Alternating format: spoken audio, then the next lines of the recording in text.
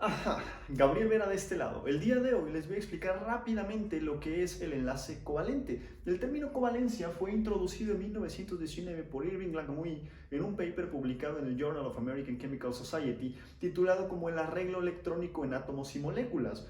Y él dice que el término covalencia deberá ser aplicado al número de pares electrónicos que compartan efectivamente dos o más átomos. Cito tal cual su frase, ¿ok? Eso quiere decir que él ya está diciendo que un enlace covalente o que la covalencia es el compartir pares de electrones. Trabajos previos respecto al enlace químico habían sido realizados desde hace mucho tiempo, desde los tiempos desde Isaac Newton, ¿ok? Pero uno de los trabajos más famosos fue un par de años antes, en 1916, por Gilbert Lewis, que de hecho a Gilbert Lewis le achacamos la regla del octeto, pero la regla del octeto viene de Hans Kossel, de Walter Kossel, quien estaba trabajando con unas estructuras bastante similares a las que propone Lewis, pero aplicadas al enlace iónico. Kossel decía que para que tú puedas tener una configuración estable en la última capa o en el último nivel energético debe de haber 8 electrones. En aquellos momentos se proponía que había distintos niveles energéticos, distintas capas, K, L, M, N, O, P, Q, y cada una tenía un número limitado o finito de electrones, es decir, un número máximo de electrones posibles. Por ejemplo, en el nivel energético más básico, en n igual a 1 solo puede haber 2 electrones, mientras que en n igual a 2 puede haber 8 y así sucesivamente. ¿Ok? Entonces ellos decían, Gilbert Lewis retomando las ideas de Kossel, ellos decían que pues para que tú tengas una capa llena, cuando se establezca un enlace covalente entre uno o más átomos, los átomos deberán quedar forzosamente con la cantidad de electrones máxima permitidas en su nivel energético. Típicamente 2 para el caso de los átomos de hidrógeno o de 8 para el resto de los átomos, por ejemplo, carbono, nitrógeno, oxígeno, etcétera, ¿vale? Al día de hoy sabemos que esta regla del octeto de Walter Kossel, achacada a Gilbert Lewis, no es tan regla, pues porque existen átomos hipervalentes o pues que serían hipovalentes, por ejemplo el boro, que no tiene la cantidad de electrones suficiente para cumplir la regla del octeto, ¿ok? Pero es una buena aproximación. Y ellos decían que, por ejemplo, cuando tú tienes el carbono que tiene 4 electrones de valencia, los electrones de valencia son los que se encuentran en el último nivel energético, pues necesitarían estar compartiéndose con un electrón de cada hidrógeno para formar, por ejemplo, la estructura del metano, ¿ok? Con 4 hidrógenos, donde tenemos entonces un par electrónico asociado a cada enlace simple. ¿Ok? Nosotros sabemos que pueden existir distintos tipos de enlaces covalentes, pero de eso les hablaré en la siguiente parte del video. ¿Ok? En 1927, Heitner y Fritz London fueron los que desarrollaron la famosa teoría del enlace valencia, y utilizando la teoría del enlace valencia pudieron describir de una mejor manera lo que estaba ocurriendo en la región internuclear, es decir, entre dos átomos, es decir, la zona donde ocurre el enlace químico, porque no quedaba muy claro qué es lo que estaba pasando en esa región. ¿Cómo es posible que los electrones prefieran estar ahí que en el resto del átomo? ¿Ok? Si nosotros graficásemos la energía potencial versus la distancia de dos átomos que se acercan, contrario a lo que debería de esperarse, que sus nubes electrónicas se repelan de manera asintótica hacia el infinito conforme la distancia internuclear disminuye, ¿ok? Lo que estaríamos observando es que a cierta distancia la energía potencial con respecto a la distancia, la diferencial de la energía potencial con respecto a la distancia, que es igual a la menos fuerza, es igual a cero. Es decir, los átomos individuales están formando un agregado, una molécula bastante más estable que los agregados de manera individual. ¿Okay? Esto es lo que nosotros conocemos típicamente como enlace químico. Si nosotros forzáramos a los átomos a estar todavía más juntos, pues naturalmente romperíamos la barrera de Coulomb y habría una fusión nuclear, pero estamos hablando nosotros ahorita de enlace químico. Ahora, ¿qué es lo que está pasando en la región internuclear? Bueno, hay varias cosas bien interesantes, y retomando un poco las ideas de Heitner y de Fritz London, de la teoría del enlace valencia, ¿ok? Primero que nada, los orbitales son las regiones donde pueden encontrar electrones, es decir, cualesquiera que sean sus formas, porque sus formas actuales no las conocemos, solo son las funciones resueltas de la ecuación de Schrödinger para un solo electrón, ¿ok? Donde quiera que estén los electrones, pues deben de interactuar, deben de efectivamente traslaparse entre ellos para que pueda existir un enlace químico. Es decir, yo no puedo tener un enlace químico si no tengo regiones disponibles internucleares para que puedan existir esta interacción. Por otro lado, la razón por la cual los electrones se encuentran apareados en la región internuclear es justamente porque es donde se encuentra donde se podrían de alguna manera cancelar las fuerzas de atracción entre los núcleos con las fuerzas de repulsión entre los electrones, y es por eso que se puede tener un enlace, ya sea simple, doble o triple, con distintas naturalezas. Es decir, al final del día lo que se está buscando, visto de una manera bastante clásica y no tanto mecánico cuántico como la TeV, teoría de enlace-valencia, es pues que las fuerzas sean igual a cero. Es decir, en este caso repulsiones y atracciones de naturaleza coulombica. Nosotros al día de hoy sabemos que los electrones tienen espines, y los espines no obedecen las leyes de Coulomb, es una interacción total y absolutamente diferente, pero que se puede modelar de una manera bastante similar, en el sentido de que los electrones, dado que tienen espines, pueden aparearse entre ellos, generando una estabilización adicional a la que podríamos nosotros decir la naturaleza repulsiva que existe entre ellos. Ahora, respecto a los enlaces covalentes, antes de pasar a los tipos de enlaces covalentes, nosotros sabemos que todos los enlaces, de acuerdo al modelo de Pauli, pues son, la electronegatividad es una consecuencia del enlace químico, y de acuerdo al modelo de Pauli, todos los enlaces químicos, esa sería la manera correcta de decirlo, todos los enlaces químicos tienen cierto carácter iónico o cierto carácter covalente, dependiendo de la diferencia de electronegatividades que presenten los átomos que están formando la molécula. Es decir, dado que los átomos tienen diferentes capacidades para atraer densidades electrónicas hacia sí en un enlace químico, dependiendo de la diferencia que existan entre ellos, es si los electrones van a estar preferentemente en la región internuclear o más polarizados, más cargados hacia uno de los dos átomos, dependiendo de la diferencia de electronegatividad que presenten. Y naturalmente, si los electrones están efectivamente compartidos en la región internuclear, tenemos un enlace covalente, pero si los electrones no están efectivamente compartidos en la región internuclear y están más cargados hacia uno o hacia otro lado, empezamos a tener cierto carácter iónico, cierta ionicidad en este enlace. Este carácter iónico puede ser modelado con esta ecuación. El porcentaje de carácter iónico, ya lo habíamos visto en el video de electronegatividad, es igual a 100 por 1 menos E a la menos un cuarto por la diferencia de electronegatividades al cuadrado. Y de ahí es que, por ejemplo, Raymond Chang propone que para un enlace iónico la diferencia de electronegatividad tiene que ser superior a 1.7.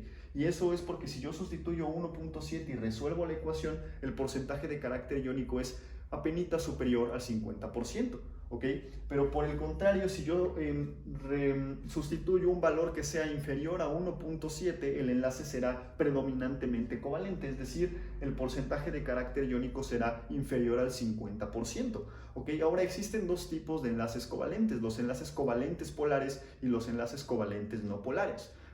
Los enlaces covalentes polares se dan cuando la diferencia de electronegatividades entre los átomos que conforman a la molécula es distinta de cero, y los enlaces covalentes no polares se dan cuando la diferencia de electronegatividades es esencialmente cero, o vamos a decir, de acuerdo a Raymond Chang, es menor a 0.4, porque el carácter pues ya es predominantemente covalente, y la diferencia de electronegatividades no es tal como para poder decir que la polarización de la nube electrónica dentro de la molécula sea lo suficiente como para poder formar un dipolo muy vistoso o muy grande en magnitud. Analizando esta ecuación, podemos llegar a otra conclusión, y es decir, no existen los enlaces 100% iónicos. El francio, de acuerdo a la escala de electronegatividades de Pauling, es el átomo más electropositivo, y el flúor es el átomo más electronegativo. Ni siquiera sustituyendo dicha diferencia de electronegatividad, yo voy a poder tener un porcentaje de carácter iónico del 100%. No existen enlaces iónicos puros, pero sí existen enlaces covalentes puros, y el único momento en el que puede existir un enlace covalente puro es cuando la diferencia de electronegatividades entre los dos átomos es igual a cero, es decir, estamos hablando de dos átomos iguales perfectamente enlazados, como en la molécula de nitrógeno o en la molécula del hidrógeno. Ya regreso. Respecto a los tipos de enlaces covalentes, no voy a explicar tan a detalle cuáles son las propiedades de todos estos tipos de enlaces, solo los voy a mencionar. En videos posteriores estaré subiendo las propiedades de todos y cada uno de los siguientes enlaces que voy a mencionar, cómo es que se forman y las teorías que explican sus propiedades y su comportamiento. Entre enlaces covalentes tenemos, por ejemplo, el enlace simple, que de acuerdo a Gilbert Lewis, pues es un par de electrones, como en el caso del hidrógeno. En un enlace doble tenemos dos pares de electrones, como por ejemplo en la molécula del oxígeno, y en un enlace triple, tenemos tres pares de electrones, 3 electrones cedidos por un nitrógeno, 3 por otro, ¿okay? En la molécula de nitrógeno, pues, que se encuentra de manera natural en la atmósfera, ¿okay? Que de hecho es el componente principal del aire. Y también podemos tener este tipo de interacción, la famosa coordinación. Nosotros sabemos que necesitamos un par de electrones para formar un enlace, pero ese par de electrones no es necesariamente proveniente un electrón de uno y un electrón de otro, o mitad y mitad. Puede ser que el par electrónico proviene de una especie conocida como ligante, y este par de electrones o pares de electrones son cedidos a orbitales vacíos que presenta el otro grupo, típicamente un metal. Los metales tienen orbitales d, y son muchos orbitales d, y algunos de ellos se encuentran vacíos, ¿okay? Por lo que son capaces de aceptar pares de electrones, como por ejemplo en los enlaces del tipo coordinado, los cuales se representan con esta flecha, donde un ligante que tiene el par de electrones dona el par para formar un enlace con el metal. Es decir, el metal no está poniendo nada, solo está recibiendo toda la quincena.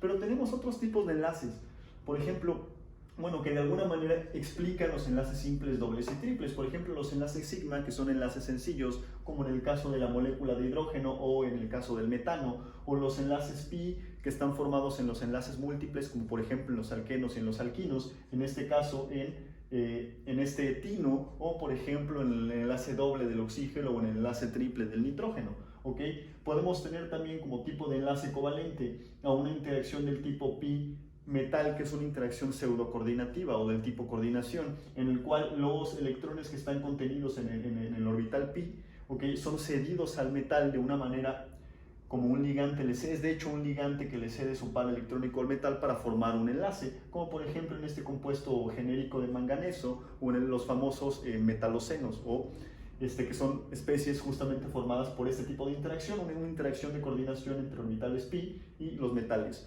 ¿vale? Podemos también tener los tipos de interacción pi-pi, ¿okay? Conocidos también como pi-pi stacking, donde compuestos que son ricos en electrones pi, como por ejemplo los aromáticos, pues comienzan a establecer interacciones unos entre ellos, ¿vale? Formando este tipo de agregados, ¿vale? Un ejemplo típico de las interacciones pi-pi stacking justamente serían las del grafeno, ¿ok? En fin, entre muchas otras, ¿vale? Podemos tener enlaces un poco más extraños, extraños para la química convencional, que se ve a lo mejor en los primeros 3 semestres de la licenciatura, como por ejemplo los enlaces de 3 centros y 2 electrones, como por ejemplo en el diborano, ¿vale? O los enlaces de 3 centros y 4 electrones que se utilizan para explicar las propiedades del anión triyoduro. Bueno, le pongo aquí, ¿vale? Y pues por mi parte es todo. Como se pueden dar cuenta, el enlace covalente está formado o el término de covalencia está formado por muchos tipos de enlaces, por muchos tipos de modelos que se utilizan para establecer sus propiedades, pero al final del día, para formar un enlace covalente, necesitamos un par de electrones, y ya sea que el par de electrones provenga de 2 átomos distintos o un solo átomo lo esté donando a otro. Sean felices. Ajá, y no se ha acabado, nada más para no dejarlo. Respecto a las propiedades de los compuestos covalentes, mucho depende de la naturaleza de los enlaces que estén involucrados adentro. Y no me refiero a si son polares o no polares, me refiero a si son del tipo reticular, redes, o si son solo moleculares. Cuando estamos hablando de enlaces covalentes y que forman agregados moleculares, las propiedades físicas que se esperan de este tipo de agregados, pues es que difícilmente van a conducir la electricidad, ¿ok? Dado que los electrones están bien localizados, y además la interacción entre moléculas y moléculas pues es por interacciones intermoleculares, no por enlaces formales. Esperamos que tengan temperaturas de ebullición y temperaturas de fusión muy bajas, menores a 300 grados Celsius, y esto es justo porque hay interacción entre moléculas, no son enlaces formales, y vencer interacciones intermoleculares es mucho más rápido o mucho más fácil que vencer enlaces formales, ¿vale? Respecto a la dureza, pues bueno, esperaríamos que no sean tan duros, ¿ok?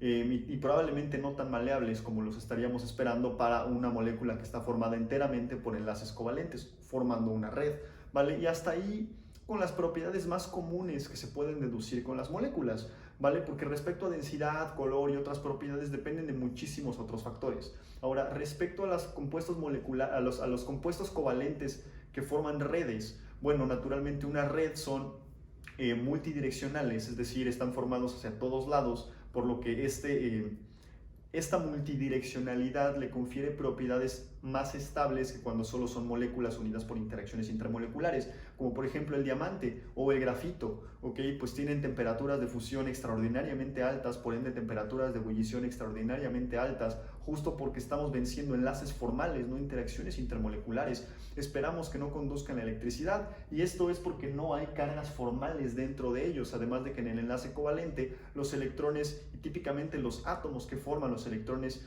los enlaces covalentes, pues presentan los electrones localizados, por lo que la energía necesaria para formar, ¿cómo les podré decir? Pues para mover portadores de carga sería demasiado alta, así que, por ejemplo, el diamante estaría funcionando como un dieléctrico. Ahora, no por ser covalentes necesariamente van a ser dieléctricos o no van a conducir electricidad. Tenemos el caso del grafito o del grafeno, que ambos son redes covalentes, ¿ok? Y es justo por esta interacción del tipo pi entre las nubes electrónicas, pi, que se puede comportar justo como un semimetal. Es decir, no tiene el número de portadores de carga suficientes para ser considerado un metal, pero sí los necesarios para poder conducir la electricidad. Y eso hasta ahí con las propiedades relacionadas con las redes covalentes, pues. También podríamos decir que son más duros, ¿ok? Difícilmente serán maleables, salvo que estemos hablando de una hojuela pura de grafeno, que creo que sí podríamos torcer hacia un lado o hacia el otro por la naturaleza de los enlaces, ¿ok? Y respecto a densidades y otras, pues dependen de muchas otras propiedades. Sean felices.